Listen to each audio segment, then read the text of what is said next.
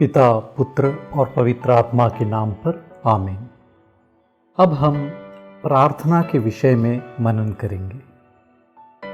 Matthew का सुसमाचार 6वां अध्याय 5वां और 7वां वाक्य। ढोंगियों की तरह प्रार्थना नहीं करो, वे सभागृहों में और चौकों पर खड़ा होकर प्रार्थना करना पसंद करते हैं, जिससे लोग उन्हें देखें।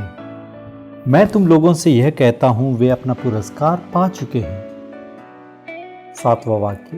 प्रार्थना करते समय गैर यहूदियों की तरह रट नहीं लगाओ, वे समझते हैं कि लंबी लंबी प्रार्थनाएं करने से हमारी सुनवाई होती है। यीशु मसीह में प्यारे भाई और बहनों, प्रार्थना क्या है, सही प्रार्थना क्या है, उसे समझने से पहले हमें सबसे पहले प्रार्थना क्या नहीं है, किस प्रकार हमें प्रार्थना नहीं करनी चाहिए, उसके बारे में हम विचार करेंगे। सबसे पहले तो यीशु कहते हैं कि फरीसियों की तरह, जो कि ढोंगियों की तरह प्रार्थना कर रहे थे, दूसरों को दिखाने के लिए प्रार्थना कर रहे थे, उस तरह की प्रार्थना प्रभु को बिल्कुल भी पसंद नहीं है। दूसरों को दिखाने के लिए, दूसरों का ध्यान आकर्षित करने के लिए नहीं हमें प्रार्थना करनी चाहिए।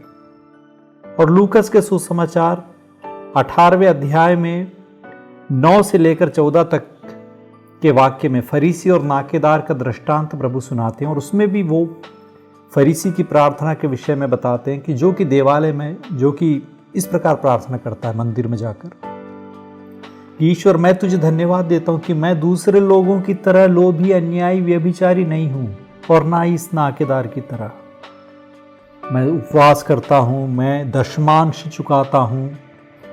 और इस तरह तो फरीसी अपनी प्रार्थना में ईश्वर के सामने ये जताने की कोशिश कर रहा है कि मैं बहुत ही पूर्ण व्यक्ति हूँ, मैं बहुत ही अच्छा इंसान हूँ, मैं एक संत इंसान हूँ, मैं दूसरों की तरह नहीं हूँ, मैं उनसे बेहतर हूँ, और मेरी काबिलियत है जो मैं यहाँ पर खड़ा हूँ तुम्हारे सामने, मुझे तुम्हारे सामने रहने का अधिकार है प्रभु। तो इस तरह का एक भाव था फरीसी की प्रार्थना में, फरीसी के मन में।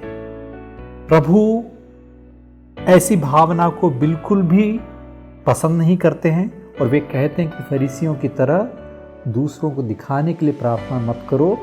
वो सिर्फ अपने बारे में सोचते हैं, ईश्वर के बारे में नहीं सोचते हैं।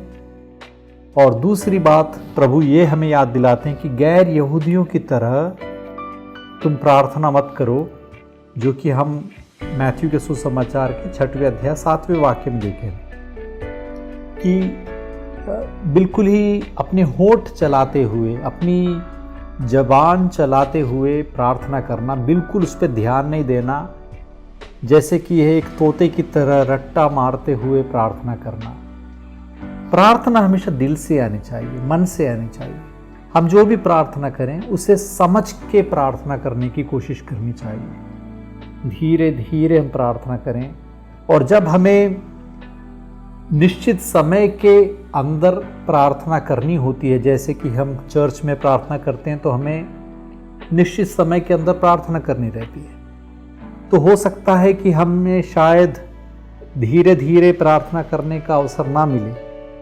तो इसलिए हमें ये प्रार्थना, जो कि कुर्बाना की प्रार्थना है और इवनिंग प्रेयर, मॉर्निंग प्रेयर की जो प्रार्थना है, जब भी समय मिले तो उसे धीरे धीरे समझने की कोशिश करें कि इस प्रार्थना में लिखा क्या है।